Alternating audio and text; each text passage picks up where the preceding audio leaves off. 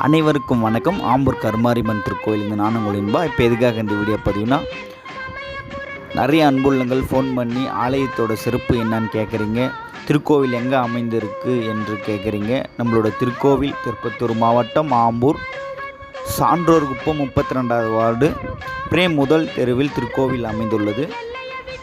ஆலயத்தோட சிறப்பு என்னான்னு பார்த்தீங்கன்னா, கருநாக புற்றாக உருவெடுத்து கருநாகமாக ஆலயத்தை சுற்றி வரும் கருமாரியம்மன், பக்தர்களோட திருக்கரங்களால் கர்ம வினைகளை தீர்க்கும் கருமாரியம்மன், அபிஷேகத்தில் கண்வெளிகளை திறந்து பக்தர்களை பரவச நிலைக்கு உண்டாக்கும் கருமாரியம்மன், பூக்களால் வரம் கொடுத்து பக்தர்களை உற்சாகப்படுத்தும் கருமாரியம்மன், இந்த கலியுகத்தில்